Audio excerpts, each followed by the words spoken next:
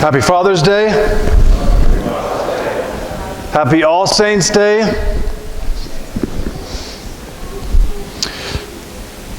Today we remember all saints.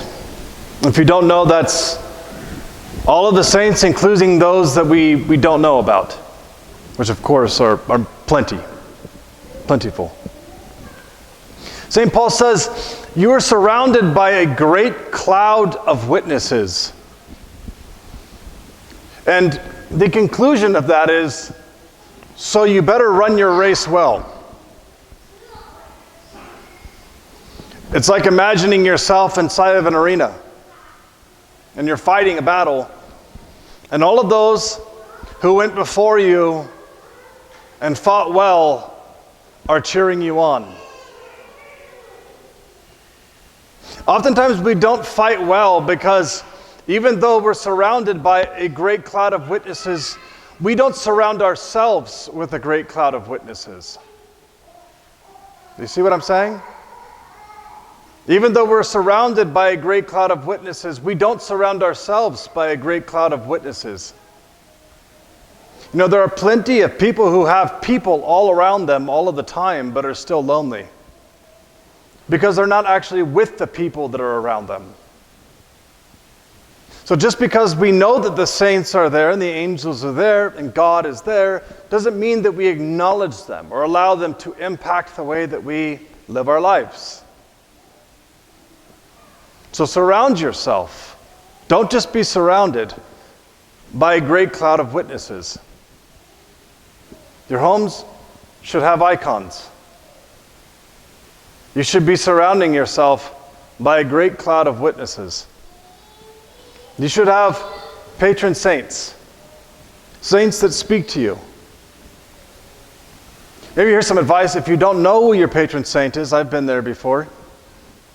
Or maybe you have many. Maybe you don't know who the many shall become. There is a great cloud. You're not limited to having one or two or three or four or five. You can have as many as you like. When you pray with them, they will transform your life. When you read their works, you immediately sense that there is a camaraderie between you and them. It's as if they can actually read your mind. You start to think a thought, and then they say it in the very next sentence. Certain saints speak to us particularly. We have our certain go-to saints. But maybe we haven't found our saints, and the reason for that is because we haven't sought out to surround ourselves with a great cloud of witnesses. So of course, if you don't seek out the saints, you're not going to have any, right? So you have to seek them out. That means you have to read the Holy Fathers, Holy Mothers. Okay? You have to actually read them. You have to actually engage with them. You actually have to be prayerful when you're studying them. So that's the first thing. First thing is surround yourself with the saints. Acknowledge not only that they're there, but also want them to be there. And in so doing, what we do and say and think and act,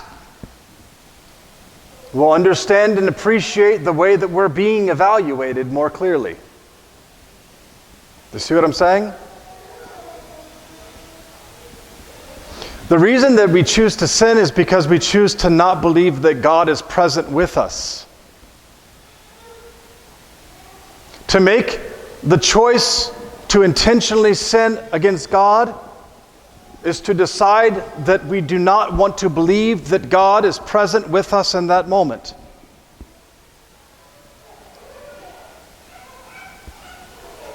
I'm not as embarrassed about having to go before God on the day of judgment and giving an account for every action, because I know He already knows it all.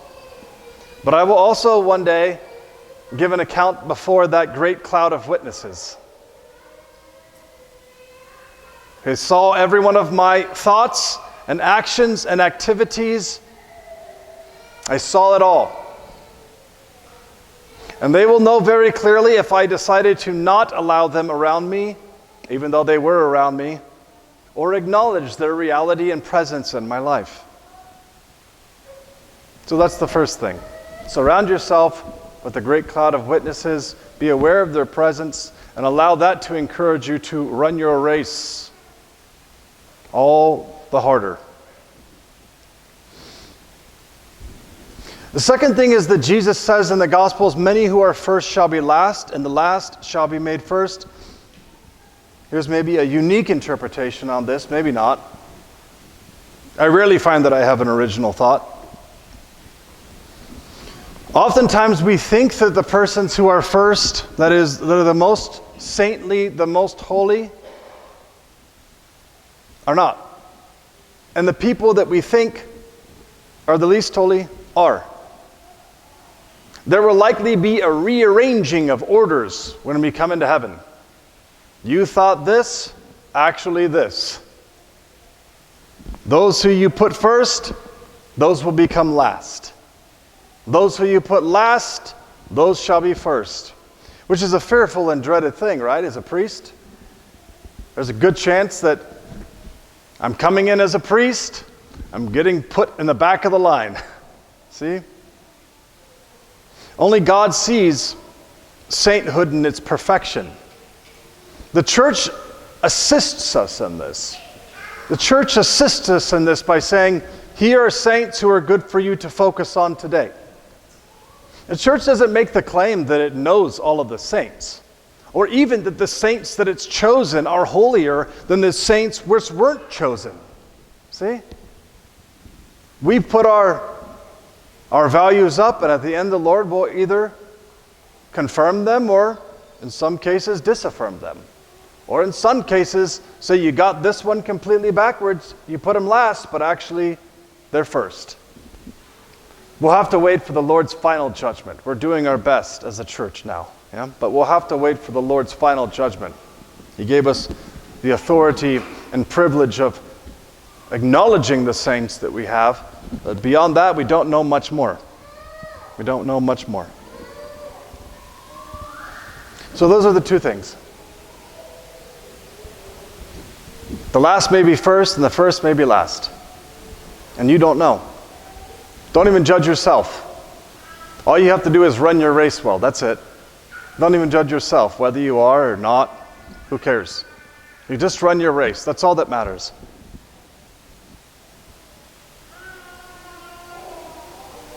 It's more important, though, to say to the Lord, not necessarily that you want to be a great saint, but that you want to attain salvation. Humility is an important part of the process. Okay?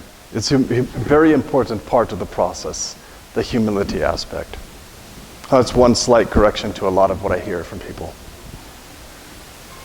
Okay. Glory to Jesus Christ.